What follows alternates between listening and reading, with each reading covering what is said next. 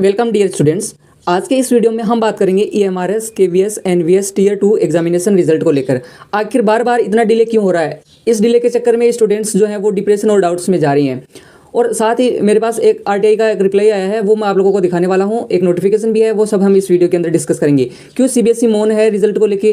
कहीं ये स्टूडेंट के फ्यूचर के साथ खिलवाड़ तो नहीं है? सब कुछ हम इस वीडियो के अंदर डिस्कस करने वाले हैं। कहाँ से आपका रिजल्ट जारी होगा, क्या एक्सपेक्टेड डेट रहेगी, सब कुछ इस वीडियो के अंदर हम डिस्कस करेंगे। तो वीडियो को लास्ट तक वॉच करिएगा। सबसे पहले मैं आप लोगों को ले चलता हूँ, एक नोटिफिकेशन है मेरे पास में उस पर। उससे पहले मैं आपको RTI का मेरे पास जो रिप्लाई आया था, पहले वो रिप्लाई मैं आप लोगों को दिखा देता हूँ। ये देखिए, 1/6/2026 को CBSE को एक RTI भेजा गया था। इसमें 3 क्वेश्चन इंक्लूड किए गए थे और उनका रिप्लाई आया है 24/6/2026 को। देखिए, रिप्लाई देने में इतना टाइम लग रहा है, लगभग 22-23 दिन लग रहे हैं। अब देखिए, इस RTI के अंदर पूछा क्या गया था, वो बेसिकली मैं आप लोगों को बता देता हूँ। इसमें देखिए, request for information under the right of information act 2005 regarding reservation and selection procedure in KVS NVS recruitment, जो कि नोटिफिकेशन कब आया था? 1/2025 को आया था।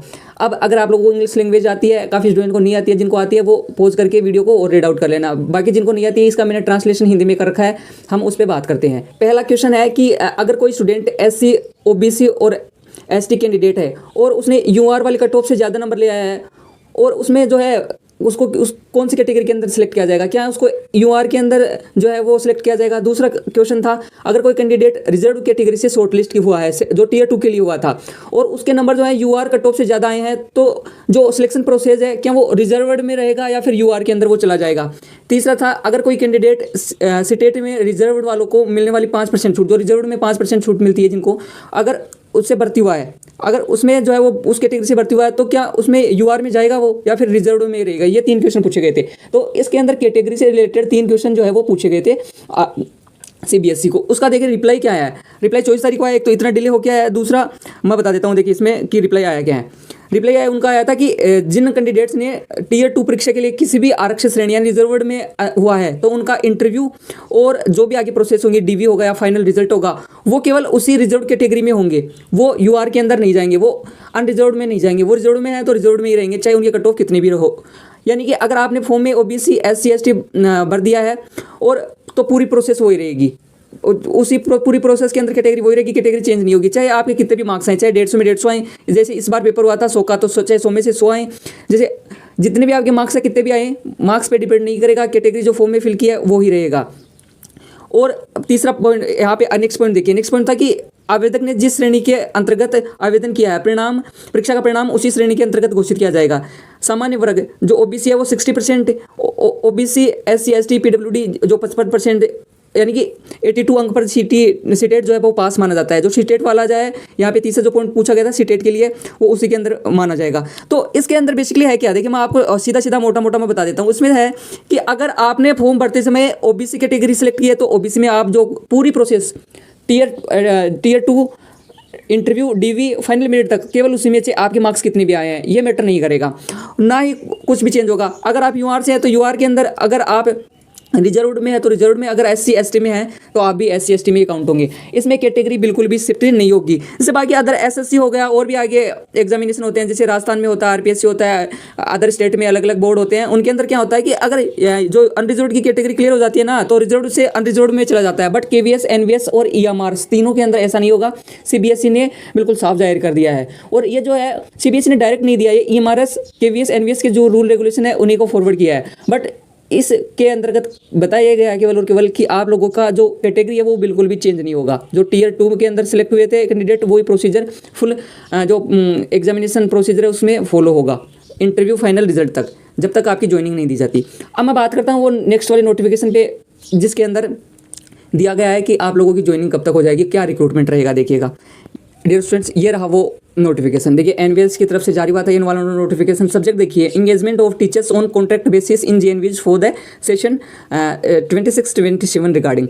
जो कॉन्ट्रैक्ट बेसिस पे जो एग्जामिनेशन हुआ था, आपके एग्जामिनेशन के बाद में ये वाला जो हुआ था, उसके अंदर कॉन्ट्रैक्ट बेसिस पे टीचर्स जो है वो अपॉइंट किए गए थे। इसमें देखिए, आप लोग थोड़ा सा पॉज करके इसको रीड आउट कर सकते हो, अदरवाइज मैं इसको बता देता हूँ। On the subject cited above, it is to inform that combined recruitment drive for NVS and KVS under process चल रहा है। ठीक है, अब यहाँ पे आप लोग चेक करेंगे तो देखिए, मैं एक बॉक्स में बंद कर रहा हूँ, इसमें आप लोग चेक करिए। इसमें दे रखा है कि जुलाई 2026 इनिशियली फॉर 3 मंथ से जो इनकी पोस्टिंग है वो जुलाई 2026 से होगी और कब तक होगी, 3 मंथ के लिए होगी। और जब तक रेगुलर टीचर्स नहीं आ जाते, अवेलेबल नहीं हो जाते, तब तक इनकी जो है वो एक्सटेंड की जा सकती है सर्विस जो इनकी, अदरवाइज इनको टर्मिनेट भी किया जा सकता है।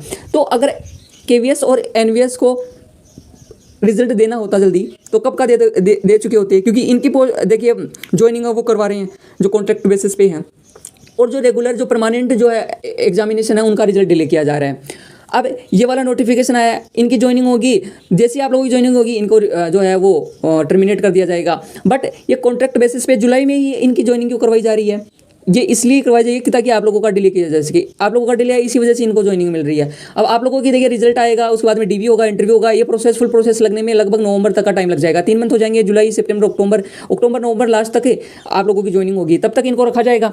तो इनका ये है कि अभी रिजल्ट देखिए जुलाई में आना तय मानिए, क्योंकि जुलाई में फर्स्ट वीक में आएगा, तभी इनकी जो है ज्वाइनिंग अभी स्टार्ट होगी। अभी इनकी ज्वाइनिंग स्टार्ट होने से पहले आप लोगों का रिजल्ट आएगा। जुलाई में इनकी ज्वाइनिंग है, तो जुलाई में इनकी ज्वाइनिंग जब भी होगी उससे पहले आप लोगों का रिजल्ट डिक्लेयर होगा, क्योंकि तभी तो इनकी सर्विस के 3 मंथ्स होंगे। उनके बाद में जैसे ही आप लोगों की ज्वाइनिंग होगी इनको जो है टर्मिनेट कर दिया जाएगा। ठीक है, अब मैं बताता हूँ एक और रीज़न जिसकी वजह से जो है वो रिजल्ट अटका हुआ था। उससे पहले मैं आप लोगों को ले चलता हूँ एक नोटिफिकेशन पे, जो कि रिगार्डिंग है किसके, 12th बोर्ड रिवैल्यूएशन एग्जामिनेशन के रिगार्डिंग। ओके, तो गाइज ये रही सीबीएसई की ऑफिशियल वेबसाइट, और जिस नोटिफिकेशन की मैं बात कर रहा था ये वाला वो नोटिफिकेशन है। आप लोग जो है डिस्क्रिप्शन बॉक्स में जाके वो डाउनलोड करके देख सकते हैं, मैं आप लोगों को डाल दूंगा डिस्क्रिप्शन बॉक्स में। बेसिकली इस नोटिफिकेशन के अंदर है क्या, जो 12th बोर्ड एग्जामिनेशन है उनके रिवाइज रिजल्ट को लेके है, जो रिवैल्यूएशन वाला रिजल्ट आया था उनका, क्योंकि उनमें ओएसएम जो है वो स्कैम हुआ था। अब ओएसएम स्कैम क्या है, इसके लिए सेपरेट वीडियो है, वहाँ से आप लोग जो है वो देख सकते हैं कि क्या था। अब सीबीएसई की ऑफिशियल से जब बातचीत हुई तो उन्होंने जो है वो 2-3 एग्जामिनेशन के रिजल्ट जो है वो पेंडिंग बता रखे थे। उनमें से पहला था ये वाला जो 12th रिजल्ट का रिवैल्यूएशन वाला था, ये 22 जून को जो है वो रिजल्ट डिक्लेयर हो चुका था। उसके बाद में एनवीएस, केवीएस और ईएमआरएस तीनों के रिजल्ट डिक्लेयर थे, और एक और एग्जामिनेशन का था।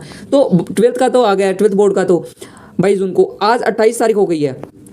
आज 28 तारीख का, आज तक भी जो है एमआरएस, केवीएस, एनवीएस का कोई भी एक नोटिफिकेशन नहीं आया है। अगर एक नोटिफिकेशन आ जाता छोटा सा कि इस मंथ में होगा, तो स्टूडेंट्स को काफ़ी जो है वो सेटिस्फेक्शन मिलती।